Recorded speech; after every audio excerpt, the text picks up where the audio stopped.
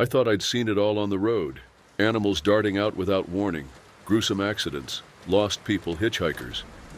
But that night on Highway 191, something happened that changed my life forever. My name is Thomas Reed. I'm 45 years old, and I've been driving trucks since I was 21. I always believed the road was a dangerous but logical place. Things have explanations, even the strange ones. But I can't explain what happened that night, and I don't want to. The road was empty. It was around 2 a.m., and the only sounds were the steady hum of the engine and the faint rustling of the wind against the windows. I was hauling freight to Denver, cutting through Utah's desert. Highway 191 was long, straight, and lonely, perfect for a distraction-free night drive. But then I saw him, a hooded figure walking along the shoulder. He was hunched over, as if the weight of the hood was too much to bear. The wind tugged at the edges of his long cloak, but the stranger seemed unfazed by the cold or the isolation. It was an unusual sight at that hour. Just another nutcase, I thought, but something about it didn't feel right. I slowed down and turned on the high beams. There were no broken down cars or signs of trouble, just him, walking slowly as if he had no destination. Maybe he was a traveler or someone whose car broke down. Against my better judgment, I pulled over and got out. "Hey, are you all right? Do you need help?" My voice cut through the stillness of the night. He stopped walking but didn't respond. His shoulders were slumped, and he seemed to shiver slightly. I took a few steps toward him, trying to sound friendly. "Look, if you need a ride or a phone, I can help." Still no response. The air felt different. The wind turned colder, heavier, and suddenly the idea of helping the stranger seemed absurd. When I got close enough to really see him, my stomach churned. Under the hood, there was no face. I don't mean he was wearing a mask or was disfigured. I mean there was literally nothing, just a smooth, pale surface where his eyes, nose, and mouth should have been. I staggered back immediately, nearly tripping on the shoulder. The figure remained still, as though waiting for something. But I didn't stick around to find out. I ran back to my truck, slammed the door shut, and hit the gas, tearing down the highway like my life depended on it. I kept checking the rearview mirror, expecting to see him fading into the distance. But he was gone. No longer on the shoulder, not on the road. It was as if he had never been there. My heart pounded, but I tried convincing myself it was just my imagination playing tricks on me. Maybe it was a strange reflection or someone in a bizarre costume. Yeah, that made sense. But the relief didn't last long. Static crackled through the radio out of nowhere. I had turned it off at the start of my trip, but now the dial was lit up, and an incomprehensible frequency filled the cabin. Amid the noise, I heard something that made my blood run cold. "Thomas." I slammed the brakes, skidding on the asphalt. The sound stopped immediately, leaving only the absolute silence of the desert. I took a deep breath, trying to steady myself. "It's just my mind," I told myself. "I need rest. That's all it is." But then I heard something else. Footsteps. Soft but unmistakable, coming from the cargo hold behind me. Swallowing hard, I turned around slowly, hoping for some logical explanation. The passenger seat was empty. But when I glanced in the rearview mirror again, I saw the hooded figure sitting there, in the seat. He didn't move, didn't speak. He just stared at me with what I could swear were invisible eyes buried in that featureless face. I floored the accelerator and sped down the highway, praying that dawn would break before my sanity did. The hooded figure was in the passenger seat. It didn't move, but its presence was overwhelming. My instincts screamed at me not to look directly at it, as if doing so would cross some invisible line. I pressed down on the accelerator, the engine roaring as the truck sliced through the darkness of the highway. The desert around me seemed even emptier, the headlights swallowed by the void ahead. The radio crackled back to life, static mixing with low, distorted laughter. "You called me." The voice was deep and warped, filling the cab. I tried to ignore it, focusing on the road ahead, but my reflection in the rearview mirror was wrong. It wasn't mimicking me. While I drove with wide eyes and sweat pouring down my face, my reflection smiled. "You shouldn't have stopped." The words sent a chill through my entire body. I gripped the steering wheel until my fingers hurt, fighting the urge to turn my head and look at the passenger. I didn't mean to. I didn't know, I murmured, my voice shaking. The entity didn't respond. Instead, I felt an intense cold spread through the cab, as though the desert's heat had been sucked away entirely. I spotted lights ahead, the promise of a gas station or a truck stop. I pushed the accelerator harder, nearly losing control of the truck on the highway's gentle curves. When I finally pulled into the stop, a small, desolate area with a closed convenience store, I parked abruptly and bolted from the vehicle. The desert air felt normal again, warm and dry, but my heart was still racing. I glanced back at the truck, expecting to see something, but the passenger seat was empty. I approached the store, banging on the locked door and calling for help. No one answered. The streetlights flickered intermittently, casting strange shadows across the empty lot. Then I heard it. Footsteps. They came from inside the truck, slow, deliberate, echoing on the metal floor. I turned to face the cab, and the hooded figure was there again, this time in the driver's seat. I stepped back, nearly tripping. The figure slowly turned its head toward me, and then everything went silent. I realized I couldn't keep running. Grabbing a metal bar leaning against the side of the store, I marched toward the truck. My fear had turned into a kind of desperate fury. It didn't matter what that thing was anymore. I had to face it. I yanked open the driver's side door, but the seat was empty. Climbing into the cab, I gripped the bar with trembling hands, but everything appeared as I'd left it. Then I saw it.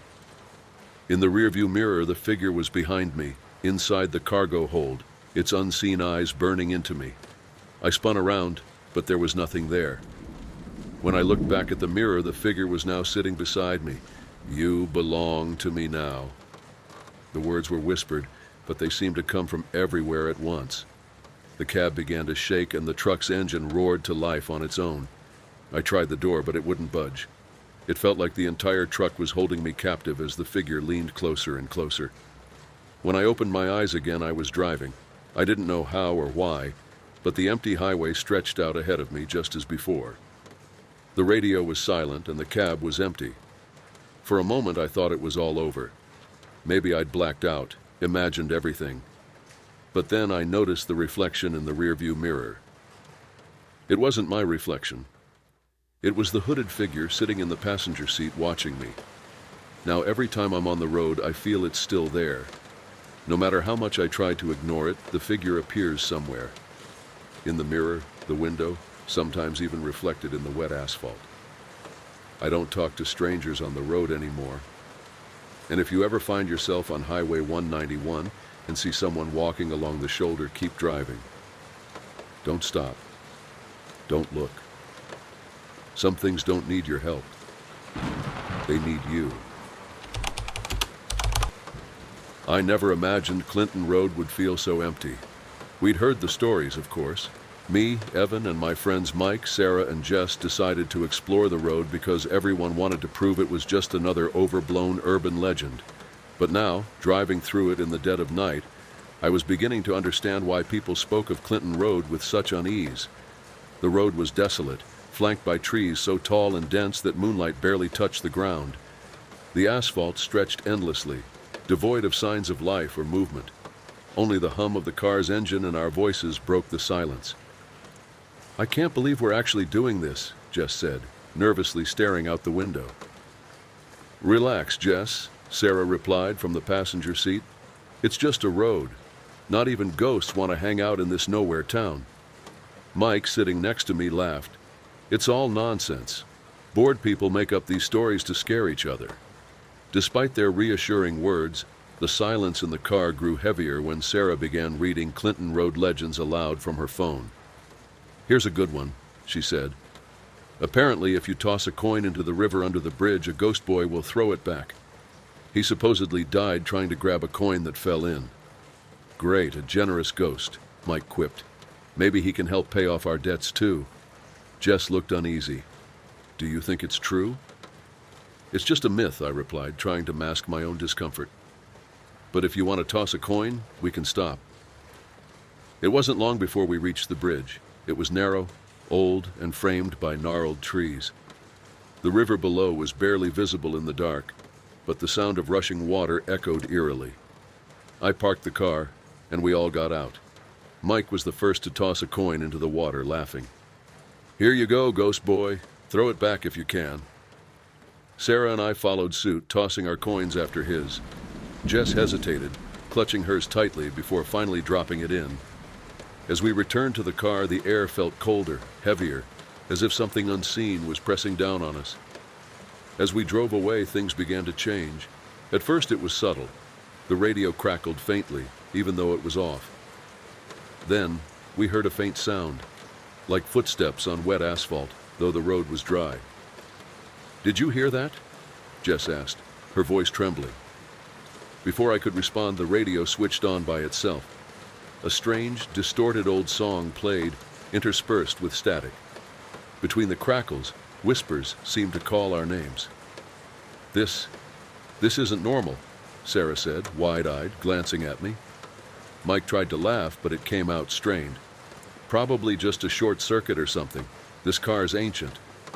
But when I glanced in the rearview mirror, my blood ran cold. There were headlights behind us, glowing in the distance. "Someone's coming," I said, trying to keep my voice steady. "Good.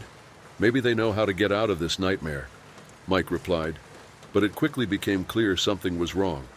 The headlights neither approached nor fell back. They just stayed there, maintaining the same distance, like they were watching us. Suddenly, the lights vanished. Silence filled the car again, but it was soon broken by something far worse. The sound of wet, deliberate footsteps echoed outside. Jess began to cry. "I want to get out of here," she screamed. I pulled over abruptly and jumped out of the car, desperate to make sense of what was happening. The air was icy, and the road stretched endlessly in both directions. There was no one there. When I returned to the car, I noticed wet footprints trailing from the bridge to the edge of the woods. "This isn't possible," I muttered, my heart racing. Sarah pointed out the window. "Look." Standing in the middle of the road was a child, small, dressed in old-fashioned clothes and dripping wet. The child was facing away from us, completely still. "Get in the car," I shouted, and everyone obeyed without hesitation. As I turned the ignition, the child slowly turned its head toward us. There were no eyes, just dark, empty sockets. I floored the accelerator, speeding down the road as fast as I could. But the radio turned on again. Amid the static, a child's voice whispered, "You threw the coin. Now I'll give it back." The radio continued whispering our names, and the static seemed to fill every corner of the car. Jess sobbed quietly in the back seat while Sarah tried to comfort her. Mike stared at the road ahead, silent, his face pale and his eyes fixed on nothing. I just wanted to get out of there. I pressed the accelerator harder, but it felt like no matter how far I drove, the road stretched on endlessly. The trees around us seemed taller, darker, and the air inside the car grew thick and suffocating. That's when I saw it again. The child stood in the middle of the road, just like before. This time it was holding something small and shiny in its hand, a coin. "Don't stop, Evan. Please don't stop," Jess begged, clutching my shoulder. I pushed the pedal to the floor, trying to speed past the figure, but at the last moment, the car's headlights flickered and the child disappeared. Laughter filled the car, high-pitched, distorted, and echoing from every direction at once. Suddenly, the engine died and the lights went out. We were plunged into complete darkness. "What's happening?" Mike yelled, his voice shaking. Before I could answer, the car doors opened on their own. A frigid wind swept through the cabin, and I felt something brush past me, an invisible presence. Sarah was the first to get out, shining her phone's flashlight into the void. "I'm not staying here waiting for this thing to get us," she said. I wanted to stop her, but before I could, Jess bolted after her. Mike and I exchanged a glance, knowing we had no choice but to follow. The forest was even more oppressive than the road. The trees seemed to shift slightly, as if they were alive. The wet footprints we had seen earlier continued deeper into the woods, leading to a small wooden cabin in a clearing. "Why is there a cabin out here?" Mike asked, his voice low and trembling. I had no answer. The cabin looked old, nearly collapsing, but a faint light flickered inside. As we approached, strange symbols carved into the door and walls came into view. They were circles and interwoven lines like some language none of us recognized. Inside, we found a small altar surrounded by melted candles. At its center was a tattered rag doll. Jess screamed as the doll turned its head on its own. "This isn't real! This can't be real!" Then we heard the footsteps, slow, deliberate, and getting closer to the cabin. Mike peeked out the window and immediately recoiled, his face white as a sheet. "It's the kid," he whispered. "He's coming." Before we could react, the door creaked open, and there it was, standing in the doorway. Its eyes were hollow voids, lifeless yet disturbingly aware. "You threw the coin," it said, its voice echoing like thunder. "Now, let's play." The candles on the altar flared to life, and the doll began to move, laughing in a low, unnatural tone. Jess bolted into the forest, but her screams were cut off almost instantly by an eerie silence. Mike and Sarah tried to follow, but as soon as they left the cabin, they vanished into the darkness, as though they'd never been there at all. I was alone. The child stepped into the cabin and sat on the altar, holding the shiny coin. It looked at me and smiled. "You have a choice, Evan. Stay and play, or run. But if you run, you'll never leave the road." I felt trapped. The child began to spin the coin in its hand, each rotation sending vibrations through the air that seemed to lock me in place. I tried to flee, but as I stumbled out the door, I tripped and fell. When I looked back, the child was changing, its features twisting grotesquely, its skin turning gray, and a deep guttural laugh escaping its mouth. I scrambled to my feet and ran without looking back, my heart pounding so hard I thought it might burst. Somehow, I made it back to the car. When I opened my eyes, I was parked at the start of Clinton Road, as if nothing had happened. The car was empty, but on the passenger seat lay a single coin. Engraved on it was a child's smiling face and my name. I never saw my friends again. I never returned to Clinton Road. But sometimes, late at night, I hear distorted laughter and feel the weight of unseen eyes watching me. And if you ever find yourself driving down that cursed road and hear laughter coming from the forest, don't stop. Don't look. Because if the boy returns your coin, it's already too late for you too. I should never have missed that train. It was supposed to be just another routine trip, a common route from San Francisco to Los Angeles to visit my sister. But a last-minute work call made me late, and now I was stuck at Dunsmuir Station, a small, forgotten stop in the middle of nowhere, surrounded by forests and mountains, frozen in time. My name is Andrew Harris. I'm 34 years old, and I've always been skeptical of anything supernatural. Ghosts and mysteries? Just stories to pass the time. At least that's what I used to think. The platform was deserted except for me. A weathered wooden bench leaned against a stained wall, and an old analog clock showed 11:45, even though it was already past midnight. The only sound was the faint buzz of fluorescent lights hanging from the high ceiling. I sat down, trying to ignore the eerie sense of isolation. The next train wouldn't arrive until 3 a.m., and I had hours to kill. I put on my headphones and tried to lose myself in a book, but the station's silence felt oppressive. As I read, I noticed movement at the far end of the platform. A shadowy figure was walking slowly in the opposite direction. It was a thin man in a station employee's uniform. "Missed the train?" he asked, his voice slow and deliberate. "Yeah, the next one's at 3, right?" He nodded, but his expression seemed wrong. His eyes were sunken, almost lifeless, and his smile was more unsettling than comforting. "Try not to miss the next one. Not everyone gets out of here." Before I could ask what he meant, he turned and disappeared into the darkness, walking beyond the reach of the lights. After that, the silence felt heavier. I tried to return to my book, but I couldn't focus. I started pacing along the platform, hoping to shake off the unease. That's when I heard it. A whisper, soft, distant, like a muffled conversation just out of reach.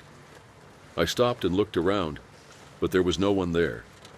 The whispers continued, a mix of unintelligible words and faint, stifled laughter. As I neared the end of the platform, I saw something that made my stomach drop. In the reflection of the ticket booth's glass window, there were several figures. They looked like people, but their outlines were blurred, moving rapidly like shadows in a frenzy. When I turned around, the platform was empty. I hurried back to the bench, trying to convince myself I was just tired. That's when I heard the sound of an approaching train. The rails began to hum and a light appeared around the bend. But something was off. The train made no sound, only a faint hiss as it glided silently onto the platform. It came to a stop with eerie precision. I looked around, expecting passengers to disembark, but no one came out. The doors to the nearest car slid open automatically, as if inviting me in. "This isn't on the schedule," I muttered to myself. Curiosity got the better of me. I walked toward the train and peered inside. The lights were on, but it was empty. No passengers, no conductor. The train was pristine, almost unnervingly so, but something about it felt cold and lifeless. In the center of the first car, one seat stood out. A small piece of paper rested on it, as if left there intentionally. I stepped inside to grab the note, and as I did, the air around me grew icy. The note had just 2 words, hastily scrawled in uneven handwriting.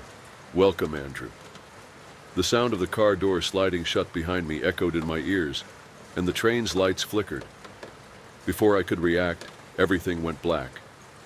When I opened my eyes, I was back on the platform. The train was gone, but the note was still in my hand. The clock on the wall now read 3:33, and the whispers around me were louder, dozens of voices surrounding me. At the far end of the platform, I saw the station employee again. He wasn't smiling anymore, he just stood there staring at me with empty eyes. "You shouldn't have gotten on," he said, though his lips didn't move. I knew something was horribly wrong. I wanted to run, but my feet felt rooted to the ground. Everything around me started spinning, the lights flickering violently, and the whispers turned into deafening screams. The only thing that kept me conscious was the horrifying certainty that if I stayed there, I'd never leave. The air felt heavy, and the silence was alive, pulsating as if the station itself was waiting for something. The voices around me grew louder, each indistinct word echoing in my mind. I had to get out of there. I ran to the edge of the platform, but the exit was now blocked by a gate that hadn't been there before. The clock continued to show 3:33, its hands frozen in an eternal cycle. When I turned back toward the center of the platform, I saw the station attendant again. He was standing still, but his face had changed. It was no longer human. His eyes were black, sunken pits, and his skin was cracked, like old, peeling paint. "You can still leave," he said, but his voice seemed to come from all directions. "If you know where to go." Before I could respond, another train arrived.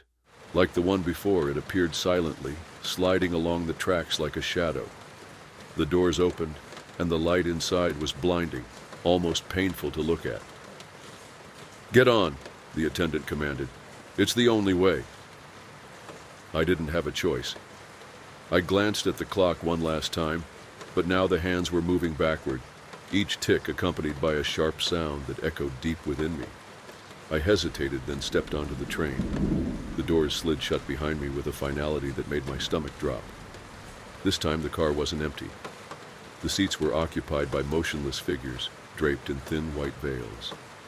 The air was damp and smelled of mildew, and faint, shallow breaths filled the space. I walked cautiously down the aisle, careful not to touch anything. The veiled figures didn't move, but I was certain they were watching me. As I passed one of them, I heard a faint whisper, "Don't look back." I reached the end of the car and stepped into the next, but the scene had changed. This car was furnished like an old living room, with faded rugs, antique furniture, and black and white photographs. One of the photos caught my eye, and I froze. It was my family, my father, my mother, and me as a child. It showed the day we'd gone to the park, but something was wrong. My parents were smiling, but their heads were tilted at impossible angles. Above me in the photo, a dark shadow loomed in the sky, something I knew hadn't been there that day. Then I heard footsteps behind me. I turned and saw the conductor. He was tall, wearing a black uniform with gold buttons that gleamed under the dim light. His face was indistinct, as if shrouded in mist. "You shouldn't be here," he said in a low, grave voice. "But now that you are, there are rules you must follow." I tried to speak, but no sound came out. The conductor extended his hand, holding something small and shining. It was the ticket with my name, the same one I'd found before.